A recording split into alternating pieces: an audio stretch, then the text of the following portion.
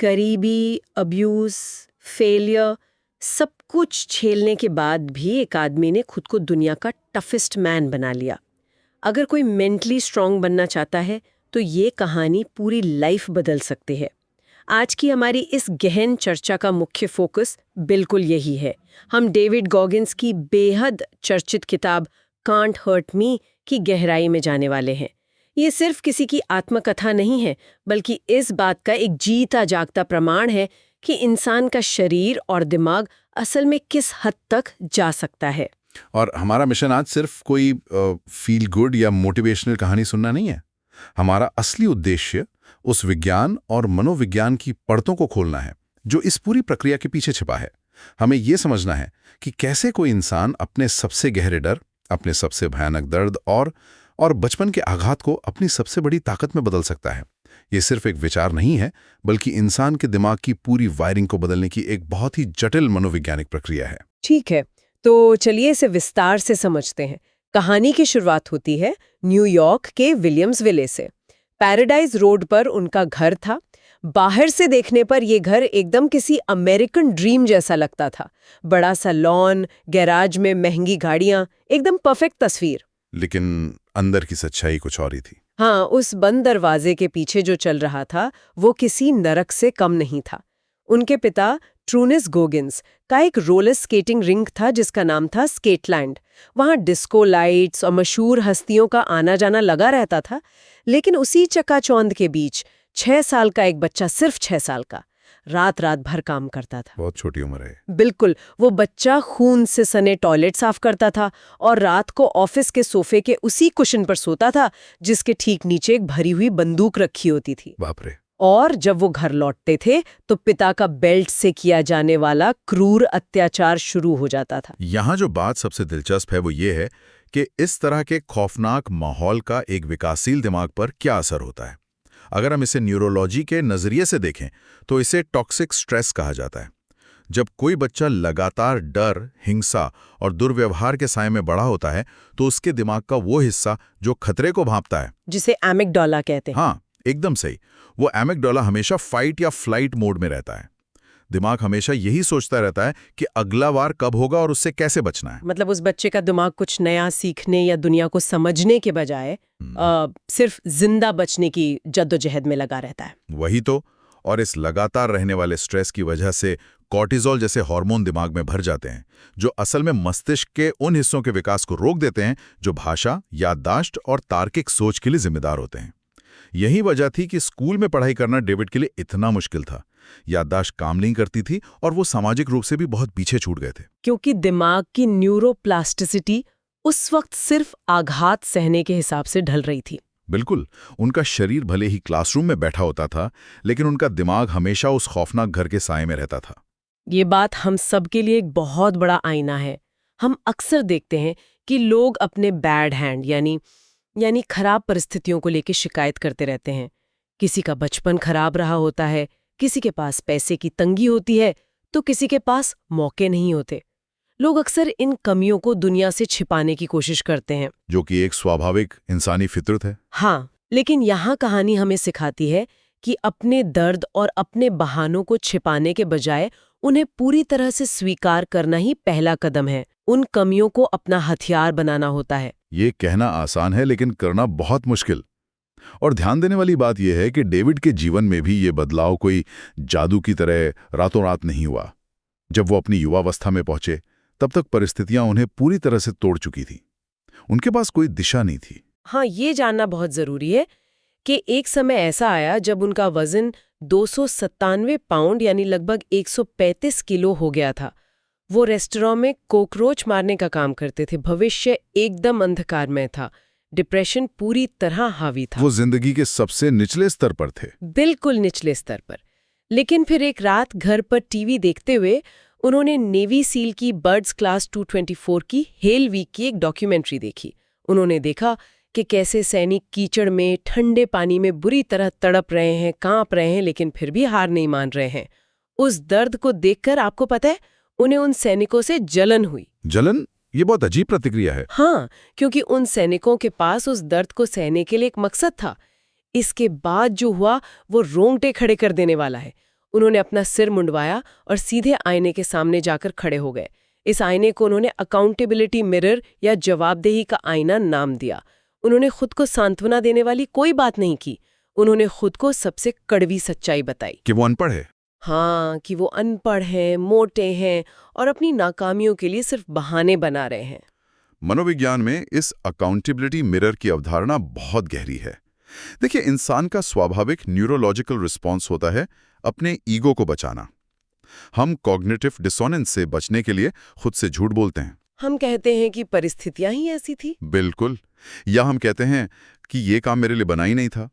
इससे दिमाग को एक तरह का आराम मिलता है। लेकिन जब इंसान उस आईने के सामने खड़े होकर अपनी सबसे नंगी और कड़वी सच्चाई को जोर से बोलकर स्वीकार करता है, चाहे वो मोटापा हो, आलस हो या कोई बुरी आदत हो, तो वो असल में अपने दिमाग के प्रीफ्रंटल कॉर्टेक्स को झकझोर रहा होता है। एक तरह का शॉक ट्रीटमेंट। हाँ, ये एक शॉक ट्रीटमेंट ही है। सिर्फ मोटिवेशनल वीडियो देखने से कुछ घंटों का डोपामाइन रश मिलता है, लेकिन सच्चाई स्वीकार करने से एक ऐसी अंदरूनी बेचैनी पैदा होती है जो इंसान को अपनी पुरानी पहचान को तोड़ने पर मजबूर कर देती है। यानी जब तक इंसान खुद को आईने में देखकर ये नहीं कहता कि ओहो हाँ मैं गलत हूँ और मैं ही इसका जिम्मेदार हूँ, तब तक कोई असली बदलाव नहीं आ सकता। ये कितनी शक्तिशाली बात है। और यही वो बेचैनी थी जिसने उन्हें दुनिया के सबसे कठिन सैन्य प्रशिक्षण तक पहुंचा दिया, नेवी सील के हेल वीक तक, जो कि कोई आम ट्रेनिंग नहीं थी। बिल्कुल नहीं। इंसान सूझ भी नहीं सकता कि किसी को 3 बार इस दर्दनाक प्रक्रिया से गुजरना पड़े। उनके पैरों की हड्डियां टूट चुकी थीं, शिन स्प्लिंट्स इतने भयंकर थे कि पैरों पर टेप बांधकर टूटी हुई हड्डियों के साथ उन्होंने दौड़ लगाई। वो कल्पना से परे है। और ठंडे पानी की वो यातनाएं सही, जहां कई मजबूत लोग बीच में ही घंटी बजाकर हार मान लेते थे। और यहीं पर साइको पीट नाम के एक क्रूर इंस्ट्रक्टर की घटना सामने आती है। साइको पीट ने उन्हें पूरी तरह से तोड़ने की कसम खा ली थी। वो पानी के अंदर यातनाएं दे रहा था। ऐसे वक्त में जब कोई विरोधी जानबूझकर किसी को तोड़ना चाह रहा हो, तब सिर्फ शारीरिक सहनशक्ति से काम नहीं चलता। वहां इंसान का दिमाग कैसे काम करता है। यहीं पर मनोविज्ञान और सर्वाइवल की 2 बहुत ही अद्भुत अवधारणाएं जम लेती हैं। पहली है कैलिस्ड माइंड या सख्त दिमाग। कैलिस्ड माइंड। हाँ, जैसे जब कोई मजदूर लगातार अपने हाथों से फावड़ा चलाता है या भारी काम करता है, तो शुरुआत में उसके हाथों में छाले पड़ते हैं, खून निकलता है। लेकिन कुछ समय बाद वो त्वचा इतनी सख्त हो जाती है कि वहां एक कठोर छाला या कैलस बन जाता है। उसके बाद उसे दर्द महसूस होना बंद हो जाता है, त्वचा सुन्न हो जाती है। ठीक उसी तरह जब कोई इंसान अपनी मर्जी से बार बार दर्द, असुविधा और संघर्ष के बीच खुद को डालता है, तो उसके दिमाग पर भी ऐसे ही अदृश्य छाले पड़ जाते हैं। दिमाग दर्द को एक खतरे के रूप में देखना बंद कर देता है। फिर रोजमर्रा की छोटी मोटी परेशानियां उस इंसान को डरा नहीं सकती। छाले वाली बात तो समझ आती है कि शरीर और दिमाग दोनों दर्द सहना सीख जाते हैं। लेकिन जो दूसरी अवधारणा है, टेकिंग सोल्स यानी आत्माओं को जीतना, वो क्या है? क्या ये किसी को नीचा दिखाने के बारे में है? बिल्कुल नहीं। टेकिंग सोल्स का मतलब किसी को नीचा दिखाना या अपमानित करना नहीं है। ये एक तरह की मानसिक युद्ध कला है, या कहें तो टैक्टिकल साइकोलॉजिकल वॉरफेयर है। मतलब एक माइंड गेम। हाँ, एक बहुत ही गहरा माइंड गेम। जब कोई विरोधी या यहां तक कि कोई कठिन परिस्थिति ये उम्मीद कर रही हो कि अब इंसान टूटने वाला है, वो घुटने टेक देगा, ठीक उसी पल में अगर कोई इतनी मजबूती और अप्रत्याशित उत्साह के साथ खड़ा हो जाए कि सामने वाले का ही मनोबल टूट जाए, तो उसे टेकिंग सोल्स कहते हैं। तो जब साइको पीट उन्हें तड़पा रहा था, हाँ, जब साइको पीट उस ठंडे पानी में तड़पा रहा था, तो उम्मीद थी कि वो दर्द में कराहेंगे या हार मान लेंगे। लेकिन इसके बजाय उन्होंने इंस्ट्रक्टर की आंखों में देखकर मुस्कुराना शुरू कर दिया। इस एक मुस्कान ने साइको पीट के दिमाग में यह संदेश भेज दिया कि इस इंसान को तोड़ा नहीं जा सकता। सामने वाले का जो पावर डायनामिक था वो पूरी तरह से पलट गया। ये रणनीति तो रोजमर्रा की जिंदगी में बहुत कारगर हो सकती है।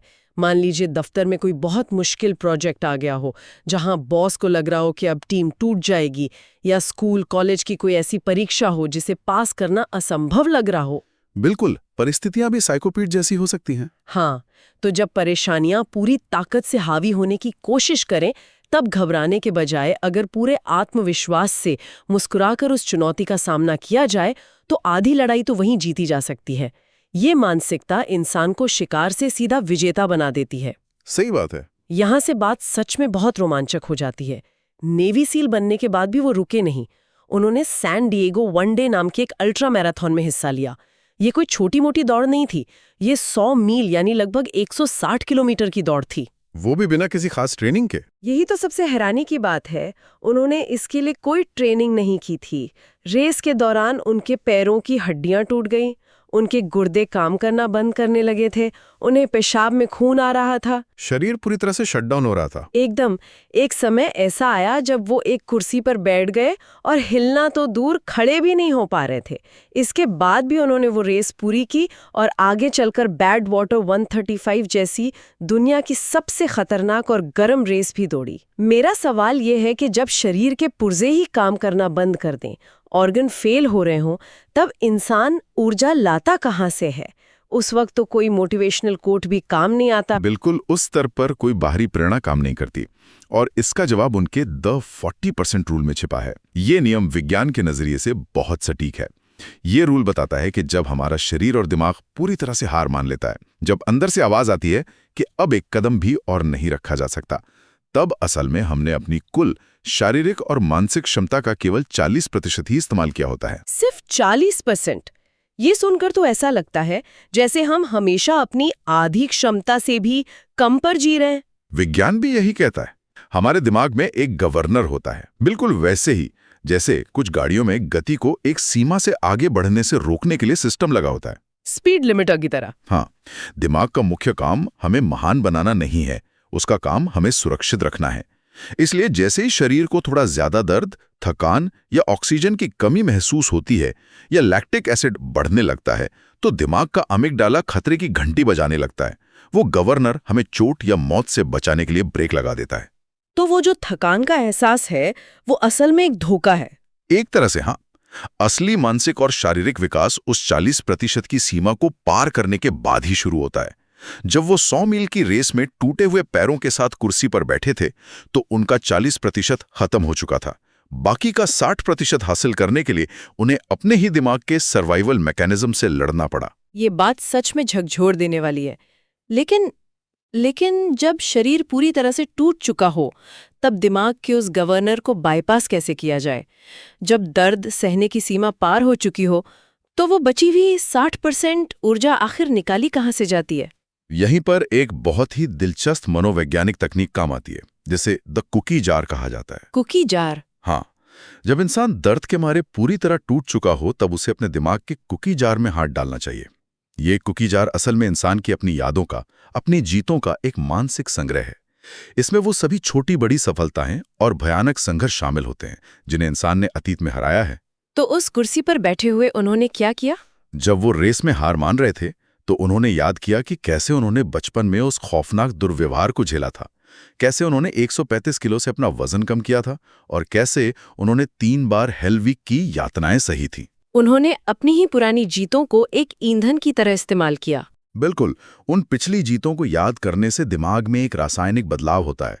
ये दिमाग को एक सबूत देता है कि ये शरीर पहले भी असंभव काम कर चुका है। इसी से वो बची हुई 60% ऊर्जा हासिल करने का न्यूरोलॉजिकल बल मिलता है। ये तो हम सबके लिए एक बहुत बड़ा टूल है। जब भी जिंदगी में लगे कि अब सब खत्म हो जाए, तो बस अपनी पुरानी जीतों और पार किए गए संघर्षों को याद करना है। लेकिन इस कहानी का एक पहलू और भी है। ये सिर्फ सफलताओं की दास्तान नहीं है। हाँ, असफलताएं भी उतनी अहम हैं। बिल्कुल, इसमें एक ऐसी सार्वजनिक असफलता की कहानी भी है जो किसी भी आम इंसान को हमेशा के लिए तोड़ के रख देती। बात करते हैं उनके गिनीज वर्ल्ड रिकॉर्ड तोड़ने के प्रयास की। उन्होंने 24 घंटे में सबसे ज्यादा पुलअप्स लगाने का लक्ष्य रखा, और इसके लिए उन्होंने द टुडे शो का मंच चुना। वो भी लाइव टीवी पर। हाँ, लाखों लोग लाइव टीवी पर उन्हें देख रहे थे। लेकिन 2500 पुलअप्स लगाने के बाद उनका शरीर पूरी तरह से जवाब दे गया। उनकी मांसपेशियां जम गईं, हाथों की त्वचा फट गई, और उन्हें लाखों लोगों के सामने हार माननी पड़ी। ये कोई छोटी मोटी हार नहीं थी। एक आम इंसान ऐसी भयानक सार्वजनिक असफलता के बाद शायद महीनों तक घर से बाहर ना निकले। दोबारा कोशिश करना तो दूर की बात है। लेकिन यहीं पर कैलस्ड माइंड का असली असर दिखता है। उन्होंने हार नहीं मानी। इस असफलता ने उन्हें तोड़ा नहीं। उन्होंने इस हार का उसी तरह गहराई से अध्ययन किया जैसे कोई वैज्ञानिक किसी प्रयोग के असफल होने पर करता है। उन्होंने भावनाओं को अलग हटाकर सिर्फ डेटा पर ध्यान दिया। यानी उन्होंने अपनी असफलता का पोस्टमार्टम किया। बिल्कुल। उन्होंने महसूस किया कि उनका वातावरण गलत था। लाइव टीवी का वो स्टूडियो, वहां का शोरगुल, लोगों की भीड़, और सबसे बड़ी बात, वो पुल-अप बार उनके अनुकूल नहीं था। वो बहुत सख्त था, जिसे हाथों में जल्दी चोट लग गई, और घर्षण बहुत ज्यादा था। तो गलती शारीरिक नहीं, तकनीकी थी। हाँ, उन्होंने इस बात को समझा कि ये एक भौतिक और रणनीतिक विफलता थी, ना कि उनके इरादों या उनकी मानसिक ताकत की विफलता। ये स्वीकार करना बहुत बड़ी बात है कि मेहनत पूरी थी, लेकिन तरीका गलत था। और फिर उन्होंने जो किया वो शून्य से शुरू करने की मानसिकता का शायद दुनिया का सबसे बड़ा उदाहरण है। Starting at zero. बिल्कुल। कुछ ही महीनों बाद वो एक अंधेरे, बिना किसी चकाचौंध वाले सामान्य से जिम में गए, जिसे नैंडोर जिम कहा जाता था। वहां कोई टीवी क्रू नहीं था, कोई भीड़ नहीं थी। उन्होंने अपनी पिछली गलतियों से सीखते हुए अपने हाथों के लिए खास कस्टम फोम पैड्स बनवाए, एक बेहतर रणनीति के साथ। और इस बार उन्होंने केवल 17 घंटों के भीतर ही 4030 पुलअप्स लगाकर न सिर्फ वो रिकॉर्ड तोड़ा, बल्कि एक नया इतिहास रच दिया। उनका ये मानना है कि चाहे कितनी भी बड़ी सफलता क्यों ना मिल जाए, अगले दिन फिर से सब कुछ शून्य से शुरू करना चाहिए, क्योंकि इंसान के विकास की कोई फिनिश लाइन नहीं होती। एक लक्ष्य पूरा हुआ तो अगले दिन से फिर एक नया संघर्ष शुरू। यही असली विकास है। तो इन सब बातों का असली मतलब क्या है? अगर हम आज की इस पूरी चर्चा को समेटे तो ये साफ हो जाता है कि ये सफर सिर्फ वर्ल्ड रिकॉर्ड बनाने या अल्ट्रा मैराथन में मेडल जीतने के लिए कभी था ही नहीं। ये सफर अपनी कमियों पर रोने के बजाय अपने खुद के दिमाग को वश में करने के बारे में था। ये इस बात का सबूत है कि इंसान का शरीर वो सब कुछ कर सकता है जिसका आदेश उसका दिमाग उसे देता है, बशर्ते वो दिमाग दर्द सहने के लिए तैयार हो। और इसी बिंदु पर हमारे पास स्रोत सामग्री से एक बहुत ही गहरा और लगभग आध्यात्मिक विचार सामने आता है, जिस पर अक्सर लोग ध्यान नहीं देते। ये सिर्फ शारीरिक मजबूती की बात नहीं है। इस पूरी प्रक्रिया में एक अजीब सी मानसिक शून्यता छुपी है। आध्यात्मिक विचार, ये तो बिल्कुल नया पहलू है। हाँ, डेविड ने अपने शरीर को शारीरिक पीड़ा, थकान और यातना के उस चरम सीमा तक धकेला जहां मौत भी करीब लग रही थी। लेकिन शिकागो में अपने बिस्तर पर जब उनका शरीर पूरी तरह टूट चुका था, पट्टियों से बंधा था, तब उन्होंने एक अद्भुत और गहरी शांति का अनुभव किया। ये एक सिंगल पॉइंटेड एकाग्रता थी।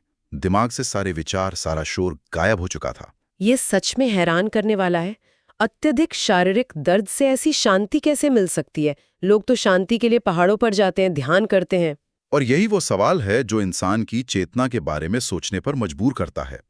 इस शांति और शून्यता की तुलना अक्सर तिब्बती भिक्षुओं या जैन संतों द्वारा सालों के कठोर ध्यान के माध्यम से प्राप्त किए गए ज्ञानोदय से की जा सकती है। क्या ऐसा हो सकता है कि मानव चेतना और मस्तिष्क में एक ऐसा गुप्त दरवाजा छिपा है जो केवल अत्यधिक दर्द, असुविधा और संघर्ष की आग से गुजरने पर ही खुलता है? ये एक बहुत ही गहरा सवाल है। क्या हम सब आधुनिक जीवन की सुख सुविधाओं, वातानुकूलित कमरों और हर पल मिलने वाले आराम के इतने आदी हो गए हैं कि हमने अनजाने में खुद को अपनी ही सर्वोच्च क्षमता और उस परम मानसिक शांति से वंचित कर लिया है? शायद सच्ची शांति और हमारे वजूद की असली ताकत उस आराम के घेरे के बाहर, हमारी सहन शक्ति की आखिरी सीमा के पार ही इंतजार कर रही है।